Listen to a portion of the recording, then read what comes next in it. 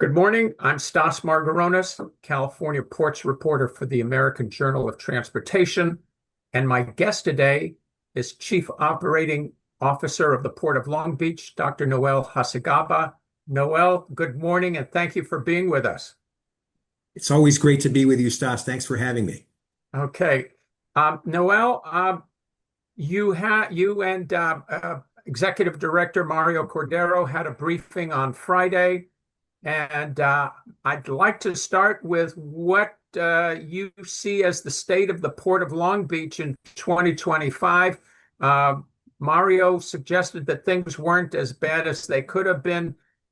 Is that your view? Three words, Stas: busy, resilient, and fluid. Okay. Despite shifting trade policies and unprecedented tariff uncertainty, cargo volume at the Port of Long Beach remains strong through October and on pace to match or exceed 2024, which was our busiest year on record. So, thanks to a steady stream of front loading by shippers and the artificial peaks triggered by new tariffs and pauses, we're looking at another solid year. And I would add, Stas, with no backlogs, no congestion, no delays. So operations are running smoothly and cargo fluidity through our port is consistently high. Very good. Okay. At that briefing, the Port of Long Beach reported a 14% decline in volumes for October. What does that look like for the rest of the year? That 14% decline, Stas, is compared to our single busiest month on record. And through October, from January through October, we're still about 4 percentage points ahead of last year, which means that we're still on a record pace. We think November and December, obviously, will things will slow down as they typically do this time of year. And this is why we're optimistic that we're going to close out 2025 either on par or just above 2024, which would put us on another record-breaking year. Very good. Okay, Noel. The U.S. and China agreed to pause port fees on ships from China. And obviously, that makes everybody have a sigh of relief because of what might have happened. What would you expect will be the impact on port calls at the Port of Long Beach from this latest action? And has it created some uncertainty that may Yeah. make things complicated for a while? Yeah, very timely question, Stas. The 12-month pause will give ocean carriers some elbow room to continue to meet demand for trade without worrying about absorbing or passing on this additional cost. It's not the same certainty that would come with a permanent pause, but it is a welcome step in the right direction. Okay. So one of the concerns that we've seen, Noel, is that we were already starting to see a number of port calls at Mexican ports, and there was a concern that people who were concerned, like China, with tariffs in the United States might begin to start shifting a substantial amount of volumes through Mexican ports and then have them trucked up through those ports into the United States. Does that pose a long-term problem for the West Coast ports in general and for the Port of Long Beach in specific? If this ship fee becomes a permanent situation, Stas, that could trigger a long-term concern for us. But the fact that there's now a 12-month pause and the fact that there isn't clarity on whether or not this new ship fee is going to stick or not, I don't really see that as a concern today. I'm hopeful that both the US and China, as part of a broader trade framework, will resolve this particular issue. We saw early on how some of these affected ocean carriers were willing to absorb this additional cost and not pass it on to the shippers, right? So we anticipated that in the very near term, that's the way that these ocean carriers were going to be managing this fee. But now that we have a 12-month pause, I think that pushes out that scenario. And for that reason, I don't think we have any concerns of diversion to Mexican ports or Canadian ports for that matter at this point in time. Although you and I have both heard from the Port of Seattle, for example, that they Mhm. have lost some business up to Canada, and that those decisions were kind of making a temporary situation permanent. Uh, Yeah. is it likely that even if the ports of LA and Long Beach are not impacted, that other smaller ports might be impacted? I think that is a likely scenario. I mean, already the ocean carriers trying to navigate this additional fee, we're looking at optimizing their fleet and their service schedule, Stas, which one would anticipate would reduce the number of port calls, right? And that would have the effect of limiting the number of port calls and shifting more of that to larger gateways, larger ports. So that could be a scenario. Okay, very good. Now, you had a discussion about soybeans during your briefing on Friday, which I thought was very interesting. And you provided an analysis of where you thought the soybean and the agricultural export market was going. And I was wondering if you could maybe run us through what you had gone through last Friday in terms of what you saw happening. Absolutely. So when you look at China's retaliatory tariffs from earlier this year, I mean, that has led to a decrease in U.S. exports across most agricultural commodities, including hay, cotton, animal feed, and soybeans. And we're also seeing a decline in exports bound for countries that have not introduced retaliatory tariffs. And Stas, that's largely because they have less purchasing power to buy U.S. products. To get into the soybean discussion more specifically, the U.S. produces 28% of the world's soybeans, and it's a commodity that's in high demand in Asia, where it's used in so many of the dishes that you and I enjoy. The upper Midwest states of Illinois, Minnesota, Iowa are the biggest source of these soybeans. In 2024, China was the number two destination for soybean exports for the Port of Long Beach, with more than 9,000 TEUs moved between January and September of last year. Through the first 9 months of 2025, China has dropped to number five. They were number two. They're now our number five destination for soybean exports with only 664 TEUs. So that represents, Stas, a 93% decline. I mean, that's a massive decline for one single commodity of exports. We also saw a decline in soybean exports to Hong Kong from 3,700 TEUs between January and September to 341 for the same period.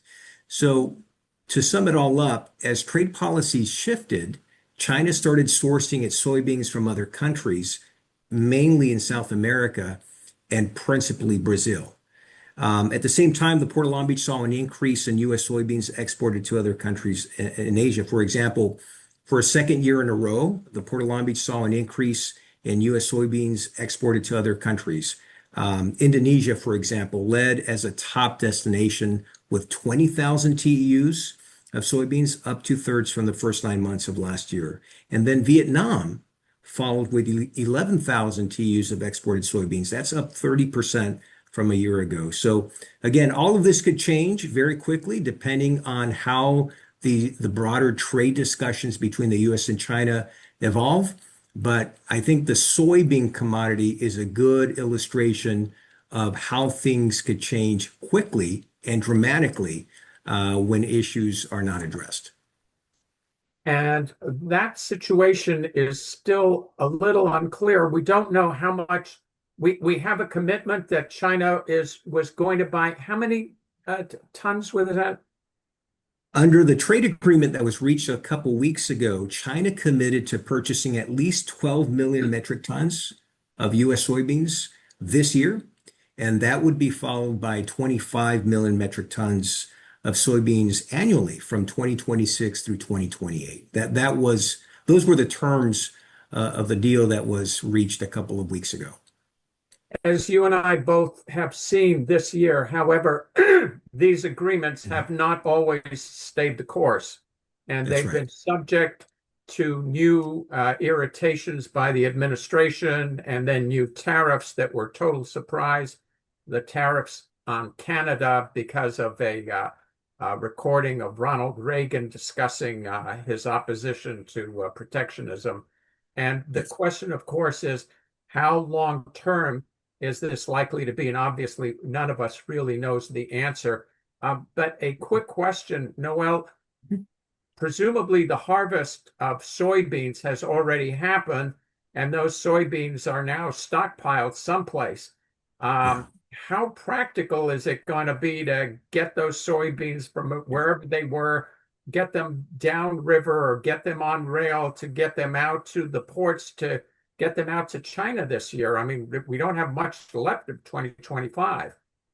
Yeah, that's an excellent question, Stas. It remains to be seen whether or not, the supply chain here in the U.S.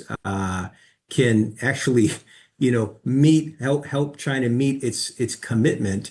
I think the coming months will be telling. I think there's great potential for the following couple of years. I think that gives our farmers some certainty about how much product they're going to have to grow in order to meet the demand of this re-emerging market. So I think the next couple of months will be very telling on whether or not the commitment is going to materialize. So more follow-up on that, Mhm. and that is that you and I both know that China opened up a new port at Chancay, Peru, last Yeah. year, and that port was very specifically designed to bring in soybeans, just as one commodity, from Brazil, with a lot of plans to improve the supply chain from Brazil to Peru and then from China. China, as you already mentioned, is already buying a substantial amount of soybeans from Brazil. And that does hold a kind of anvil over the head of our exporters because now we have competition, right? Yeah, it And really does. And and like you said, anytime a country invests in infrastructure in an alternative source, such as in Peru, to source a product via Brazil, it really raises the stakes and creates this alternative that is much harder for our farmers here in the U.S. to compete with. And again, this is why these trade discussions are so important, Stas, because it gets countries like China to make those commitments that give our farmers that certainty so that they know in advance how much product they're going to have to grow. And it keeps the U.S. market here afloat. okay. Noel, I want to go to a subject that's very near and dear to your heart, which is Mhm. zero emissions and then specifically on vessels.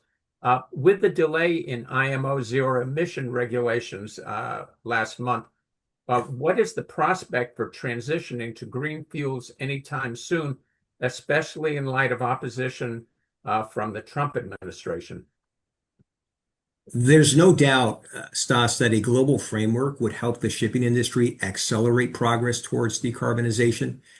As that's on hold for now, the Port of Long Beach will continue to carry forward with our green shipping corridors in collaboration with the ports of Shanghai, Singapore, and Los Angeles, with C40 cities, and all of our industry partners to achieve low and zero carbon shipping on two of the world's busiest trade routes.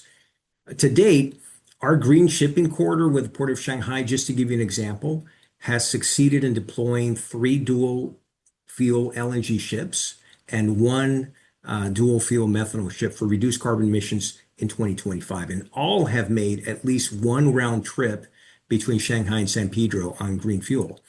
And more advances are planned for 2026. And I would say this, Stas, because of the IMO's recent decision, it's more important than ever that we continue to advance sub-national initiatives such as these green shipping corridors to continue making progress towards maritime shipping decarbonization.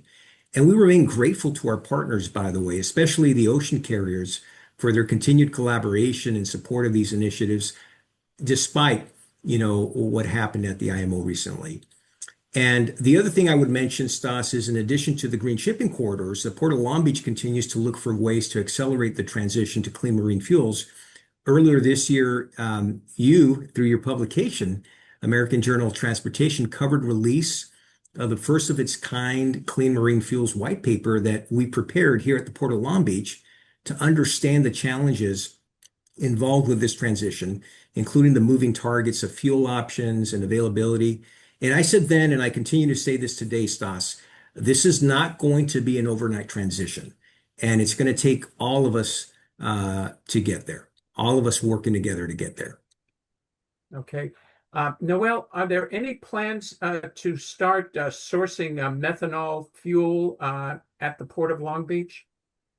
So, as a matter of fact, as part of our Green Shipping Corridor project with the Port of Shanghai, the ports of Long Beach and Los Angeles released an RFI, request for information, for methanol bunkering. So, we're in the process right now, Stas, of evaluating what options might be available in the near term so that methanol could be sourced here in the San Pedro Bay Port Complex. So, we're very excited about that possibility. And I'll have more to share with you in the weeks and months ahead. Thank you very much, Noel. Yeah. Um, Now, a related subject, the Alliance for Renewable Clean Hydrogen Energy Systems was formally shut down and defunded on October 1st after DOE funding was withdrawn. And it's the organization says that that represents a potential loss of thousands of jobs in California. Is there any light at the end of the tunnel for something like hydrogen?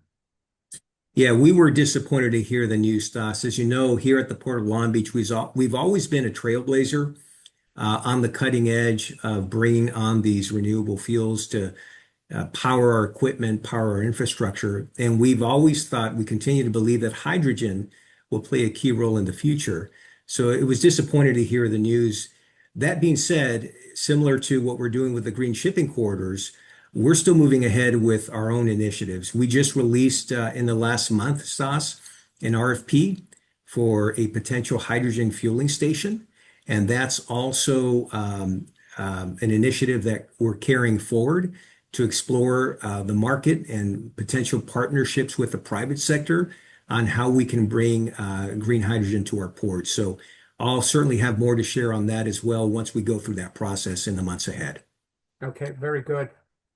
Which leads me to the overall question. Ports of Long Beach and Los Angeles released a final report on the state of overall feasibility of using cleaner drayage truck technologies to help reduce air pollution in the San Pedro Bay complex and reaching zero emissions adopted in the Clean Air Action Plan.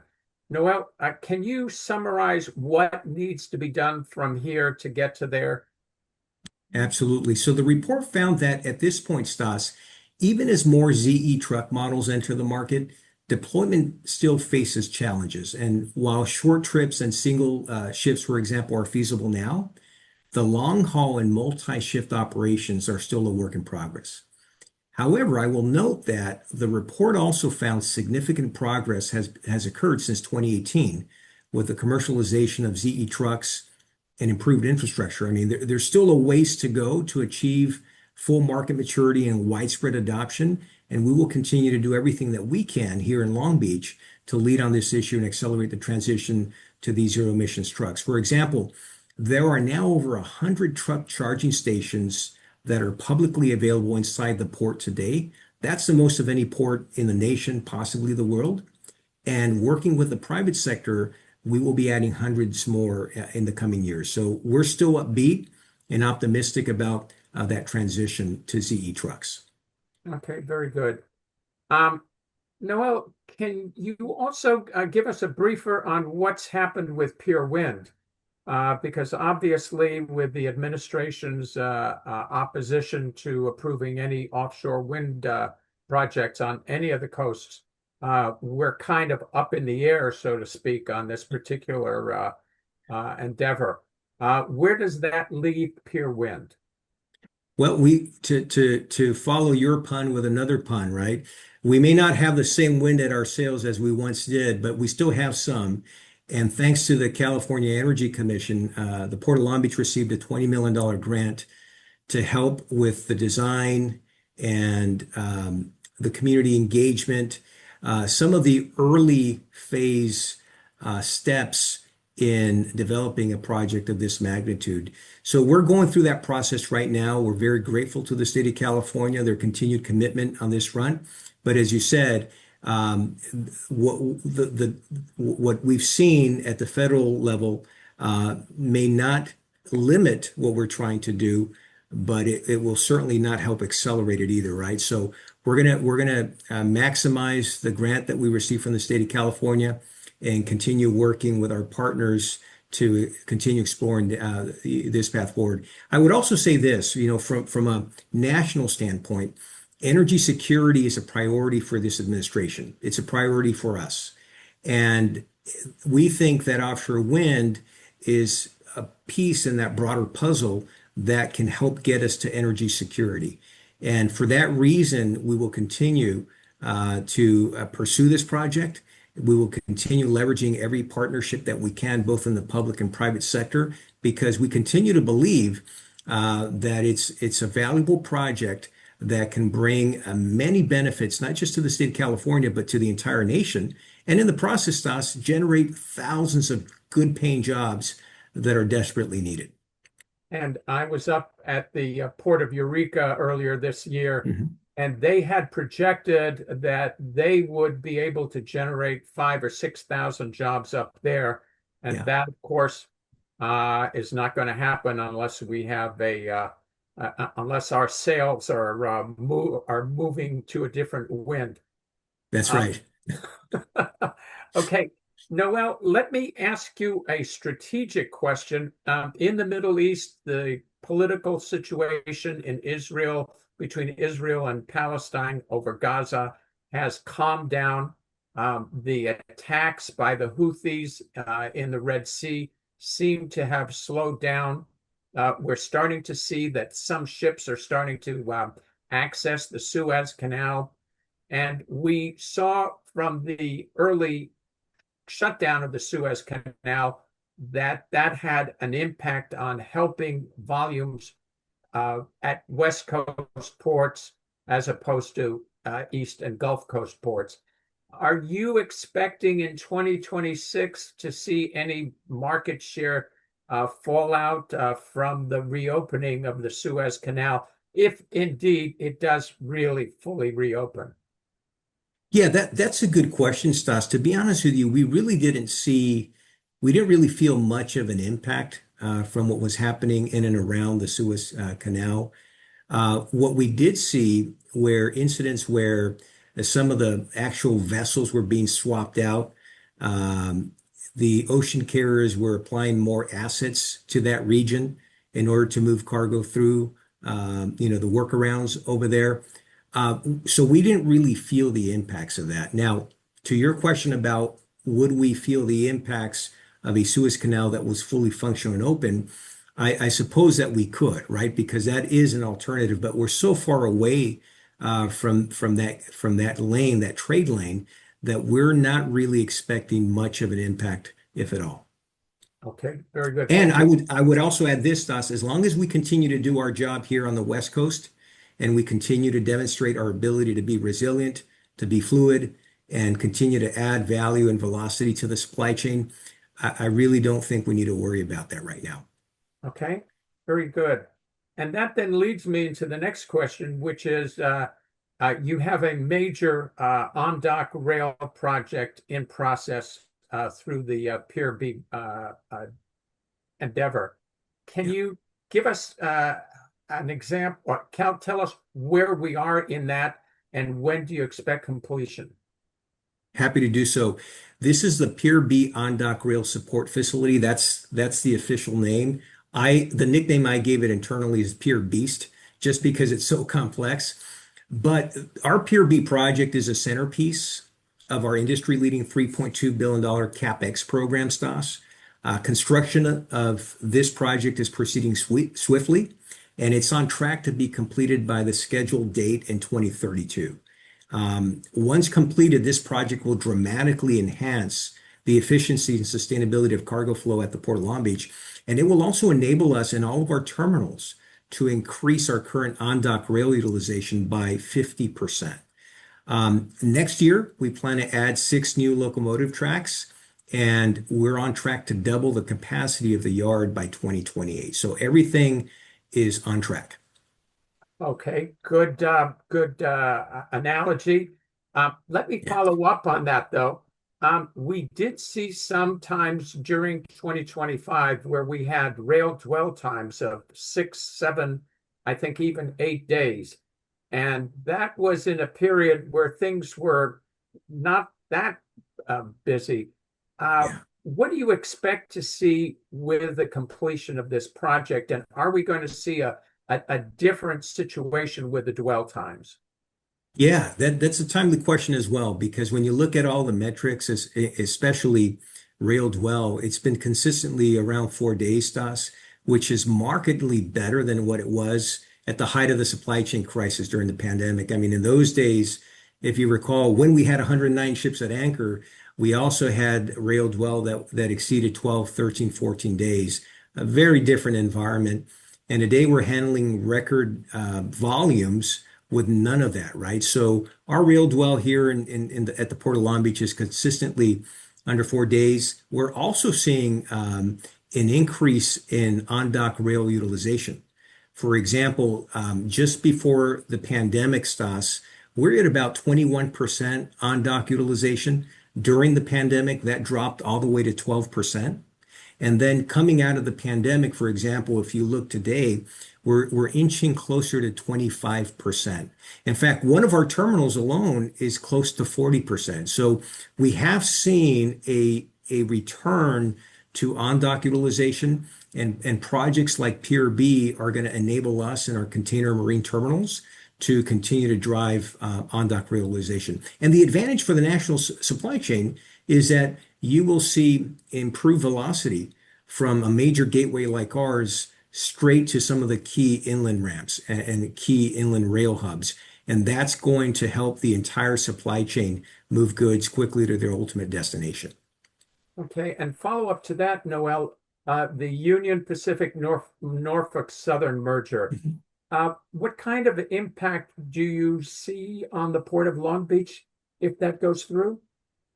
That's a great question, Stas. We're still reading up on that. I mean, just the mere fact, if you would have asked me a year ago or two, would we ever envision having a pure transcontinental? I think most people would have said, well, it hasn't happened in over 200 years. But here we are on the cusp of that. And I think that anything that minimizes barriers, that reduces speed to market, that reduces delays, anything that can help keep cargo flowing efficiently without disruption, without interruption, could be a good thing for the supply chain, right? Obviously, as that merger moves through its approval path and process, a lot of those questions will be asked and a lot of those questions will be answered. And so we'll be watching closely.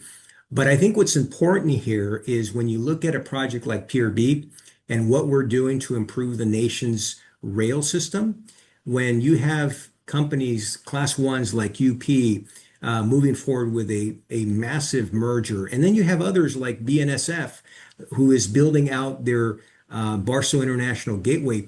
You have these major companies that are investing tens of billions of dollars that will leverage investments that we're making here at the Port of Long Beach. And to us, that's very exciting. And it's also rewarding because we're seeing how the market is responding to these important investments we're making inside our port. And the Barstow project, what kind of impact would that have on traffic flow from the port? We think it's going to have a very positive impact. Right now, Stas, the split between local cargo and IPI is about 75-25. With Pier B coming online, and we're going to be adding capacity as we build this project out between now and 2032, we're going to start seeing the benefits of that. When a project like Barstow International Gateway comes online, and that's also designed to start introducing capacity as it's being built out, that gives both us and BNSF that runway to continue moving more of those containers from truck to train. and it's going to give us that additional outlet. And what it does for our shippers, Stas, is right now, containers that arrive into our port as soon as they're discharged from the ship, they have to be sorted, they're staged, they're put on a train.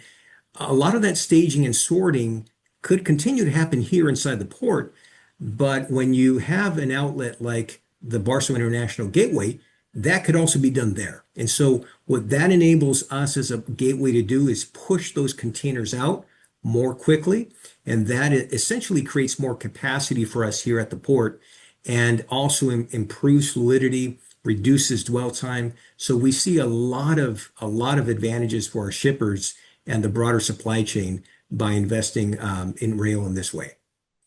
And that makes you more competitive, right? Absolutely. If you think about all of our cargo volumes, Stas, only about a third of the container volumes that arrive into the Port Long Beach stay in this region. Two-thirds end up somewhere east of the Mississippi. I mean, all the containers that cross our docks touch all 435 congressional districts. So rail connectivity is a key to our success, and this is why we're doubling down on rail investments. Very good. Thank you very much. Sure. I'd like to move over to cyber attacks. And you and I talked about this a little bit before. Cyber attacks are on the rise, and AI is making a bad situation worse. Can you discuss how the port is addressing this threat to cargo security? Sure. The Port of Long Beach has a robust cybersecurity program that's designed to strengthen resilience and business continuity in order to protect the flow of trade through the nation's second busiest seaport.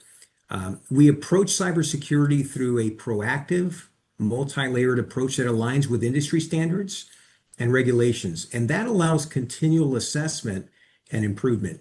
I would also add this, Stas, our cybersecurity capabilities are supported by collaborative partnerships and a comprehensive policy aimed at protecting critical infrastructure and ensuring the safe movement of cargo. I mean, this is an area where we are ever vigilant and in close coordination with all of our federal agencies and all of our partners. I mean, it's definitely top of mind for us.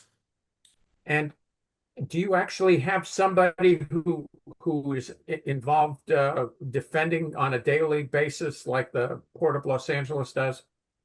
Absolutely. We have teams that do nothing more than just focus on cybersecurity. Okay. And in terms of what we are seeing, are companies and is the supply chain doing enough? One of the issues that has come out in the cargo theft issue, which is brought up at the Agriculture Transportation Coalition meeting in June, is we're starting to see more and more theft of goods, both on the trucking side and the rail side. And when I talked to people, it turned out that their cyber defenses were often not that good, and that it was possible for bad actors to hack into a small company system, find out about what kind of shipments they had, and go after those shipments based on the fact of very sloppy defenses on the part not of the ports themselves, but on the part of people downstream from the ports. Are you talking at all to your supply chain partners about this particular issue and the need for better defenses? Absolutely. And so when I talked about our approach being multi-layered and collaborative, that's exactly what I meant, Stas. I mean, the supply chain is only as strong and only as safe as the weakest link. And what we've seen from examples and incidents around the globe, some of the penetration from these cyber attacks, some of these openings that they find are through entities that may not have been cyber fortified. And this is why it's critically important that we have good cyber hygiene.